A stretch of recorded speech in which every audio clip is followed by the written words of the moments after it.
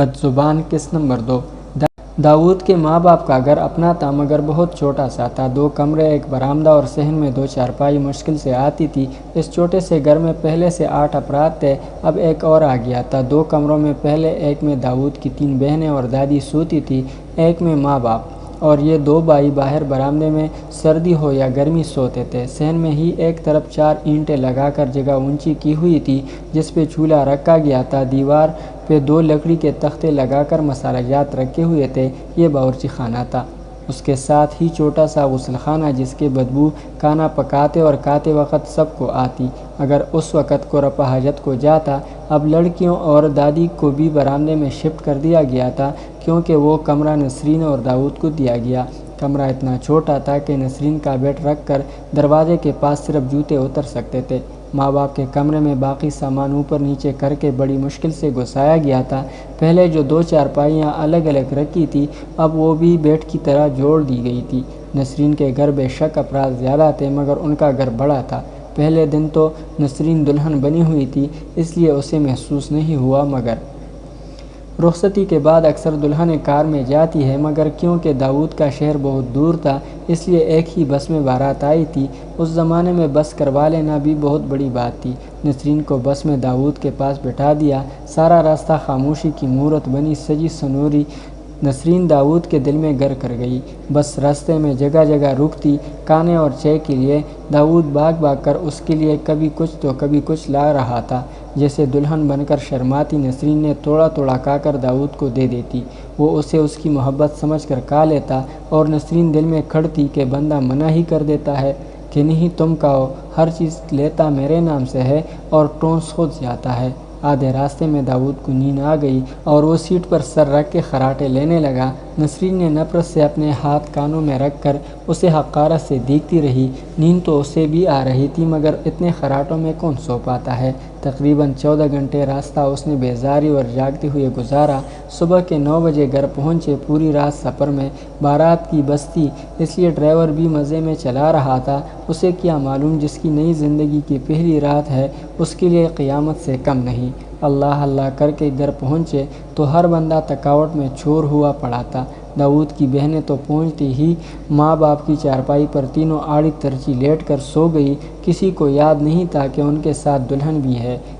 داؤد کی ماں بھی پہلے گھر آئی، پانی پیا اور چارپائی پر بیٹھتے ہوئے ہانک لگائی، اف اتنا لمبا سفر ہے، میرے تو جوڑ ٹوٹ گئے ہیں۔ پتر داؤد، ہر ماہ دلہن کو میکے مت لے جانا، 6-8 ماہ بعد ہی جانا اگر زندگی پیاری ہے تو۔ ہائے اللہ، دلہن تو باہر ہی رہ گئی۔ وہ اونچی آواز میں داؤد کو نصیحت کر رہی تھی جب دلہن یاد آئی، بھاگ کر باہر گئی اور گلی میں جہاں بس والا اتار کر گیا تھا بت بنی کڑی نسرین کے پاس آئی۔ معاف کرنا بیٹا، سفر نے بالکل پاگل کر دیا ہے، دماغ سے نکل گیا۔ نسرین غصہ پیتی دان پیستی ہوئی خاموش رہی۔ اسے سب سے زیادہ غصہ داؤد پر تھا کہ بس میں تو بڑا واری صدقے جا رہا تھا اور یہاں آ کر بھول ہی گیا۔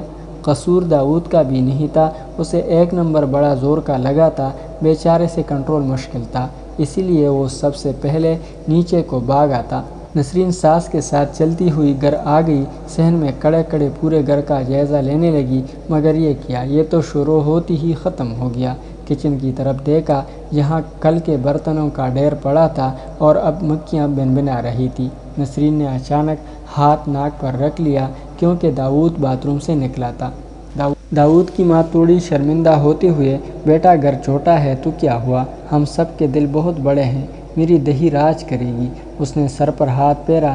نسرین پھر خاموش رہی مگر دل میں ارادہ کر چکی تھی اسے اس گھر میں زیادہ دن نہیں رہنا۔ اس کی ساس اسے اس کے کمرے میں بٹھا گئی اور جا کر دودھ منگوا کر گرم کرنے لگی دلہا دلہن کے لیے۔ تھوڑی دیر بعد داؤد کمرے میں آیا تو اس نے دیکھا نسرین کا منہ بنا ہوا ہے۔ وہ سمجھ گیا کہ وہ پہلے اتر آیا تھا اس لیے ناراض ہے۔ پاس بیٹھ کر محبت سے کہنے لگا، وہ میں اس لیے جلدی آ گیا، مجھے پیشاب نے تنگ کیا ہوا تھا۔ پیشاب ہی لگا تھا، کوئی گولی تو نہیں لگی تھی کہ مر رہے تھے، مجھے گلی میں اکیلا پاگلوں کی طرح چھوڑ دیا۔ داؤد کی حیرت سے آنکھ کھل گئی، یہ وہی نسرین ہے؟ سارا راستہ میں بھی ساتھ تھی، میں نہیں تکی کیا؟ خود تو گدے بیچ کر سو رہے تھے خراٹے لے کر اور میں سارا راستہ جاگتی رہی ہوں۔ گدے نہیں گھوڑے کہتے ہیں۔ داؤد نے معصومیت سے کہا۔ نسرین کو اور غصہ آ گیا، تمہاری اوقات ہے گھوڑوں والی؟ تمہارے لیے تو گدی بھی مہنگے ہیں۔ داؤد نے منہ لٹکا لیا، وہ کیا کیا سوچ کر آیا تھا، مگر یہ کیا ہو گیا؟ اس کے ارمانوں پہ پانی نہیں آگ لگا دی گئی تھی۔ کیا بوتا سجا کر بیٹھے ہو؟ مجھے بھوک لگی ہے، اس گھر میں کچھ کھانے کو ملے گا؟ نسرین داڑھی، کیوں نہیں ملے گا میری دہی؟ لے پہلے گرم گرم دودھ پی لے، تیری تھکاوٹ اتر جائے گی۔ اس کی ساس نے اس کی بات سن کر لہجے میں مسٹاس گھولتے ہوئے کہا۔ نسرین اسے دیکھ کر چپ ہو گئی، مگر ایک نظر نفرت والی داؤد پر ڈالنا نہیں بولی۔ دودھ پی کر اسے واقعی جسم میں حرارت محسوس ہوئی اور وہ تر و تازہ ہو گئی۔ مجھے غسل خانے جانا ہے، خاموش بیٹھے داؤد کو دیکھ کر بولی۔ وہ چپ کر کے باہر گیا اور ماں کو بھیجا۔ وہ اسے ساتھ لیے باتھ روم لے آئی، جہاں پرانی ٹوٹی پھوٹی سیٹ لگی ہوئی تھی، جس پر صفائی نہ کرنے کی وجہ سے کائی جمی ہوئی تھی۔ سفید سیٹ مٹی لگ رہی تھی۔ پتر، پورے گاؤں میں صرف 3 گھر ہیں جن کے گھر لیٹرین بنی ہوئی ہے، ایک ہمارا ہے، اس کی ساس نے فخر سے کہا۔ اس سے تو اچھا تھا ہوتی نا، نسرین بڑبڑائی۔ کمرے میں آ کر اس نے بنا کپڑے تبدیل کیے، بیڈ پر لیٹی اور سو گئی۔ داؤد حسرت سے اسے دیکھتا رہ گیا۔ اسے لگا تھکاوٹ کی وجہ سے چڑچڑی ہو گئی ہوگی، سفر بھی تو اتنا ہے، اور وہ نازک سے کہاں اتنا سفر برداشت کر سکتی ہوگی۔ وہ اسے سوتا دیکھ کر سوچ رہا تھا اور مسکرا رہا تھا، مگر یہ تو شروعات تھی۔ نسرین کے تیور تو بد سے بدترین ہوتے جا رہے تھے۔ سب سے پہلے تو اسے اپنے سامان کو اس حالت میں دیکھ کر غصہ آیا، اور وہ پہلی لڑائی تھی جو اس نے داؤد کی ماں بہن سے کی تھی۔ پھر تو اسے ہر بات پر اعتراض ہونے لگا۔ اپنے بیڈ پر کسی کو ہاتھ تک نہ رکھنے دیتی، نہ کسی اور سامان کو۔ داؤد کی بہنیں تو اسے آپت کی ماسی کہنے لگی۔ گھر کا ماحول مانو ہر وقت جنگ کا میدان لگنے لگا تھا۔ ابھی شادی کو 4 ماہ ہی ہوئے تھے کہ داؤد کی ماں نے اسے کہنا شروع کر دیا تھا کہ اسے چھوڑ دے، ہمیں نہیں چاہیے ایسی بدزبان۔ مگر داؤد اپنی بہنوں کو دیکھ کر برداشت کر رہا تھا کہ آخر انہیں بھی پرائے گھر جانا ہے، اور اگر ان کے ساتھ کوئی ایسا کرے گا تو کیا ہوگا۔ اسی خوف سے وہ ہر ممکن کوشش کر رہا تھا جیسے نسرین خوش رہے، اسے رکھے۔ ماں اسے اللہ نے اولاد کی خوشخبری سنائی۔ اب تو وہ کسی قیمت پر نسرین کو نہیں چھوڑ سکتا تھا۔ بچے کا سننا تھا کہ نسرین نے الگ گھر میں رہنے کی ضد شروع کر دی۔ مجھے نہیں رہنا اس چڑیا گھر میں، کیا سیکھے گا میرا بچہ یہاں، مجھے شہر گھر لے کر دو۔ مجبور ہو کر داؤد نے حیدرآباد شہر میں ایک گھر کرائے پر لی۔ اس کی تنخواہ 800 روپے تھی، 200 روپے میں اچھا گھر مل گیا تھا۔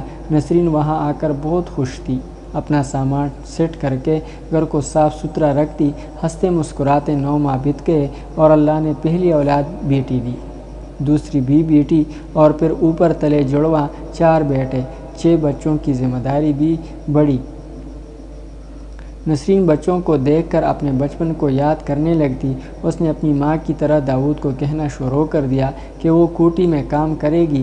ارے اللہ، کس چیز کی کمی رکھی ہے اللہ نے، روکی سوکی کھا کر سوتے ہیں۔ بچے اللہ کی امانت ہے، وہ ان کا رزق بھی ان کے ساتھ دے رہا ہے۔ پھر کیوں؟ ہاں، بڑا رزق دے رہا ہے۔ سال سال برگوش کا منہ نہیں دیکھتے، عید کے عید ایک ایک جوڑا کپڑے لے کر دیتے ہو، وہ بھی 1 روپیہ جوڑ کر۔ میں نے تو 3 سال سے کبھی لیے نہیں، گرمی سردی ایک ہی پہنتی ہوں، نسرین نے چڑھ کر کہا۔ مگر داؤد نہ مانا۔ 3-4 گلی چھوڑ کر اچھے گھر بنے ہوئے تھے، اور لوگ بھی کھاتے پیتے تھے، انہی میں ایک ہندو گھرانہ بھی تھا۔ ناظرین، اگلی قسط تک اللہ حافظ۔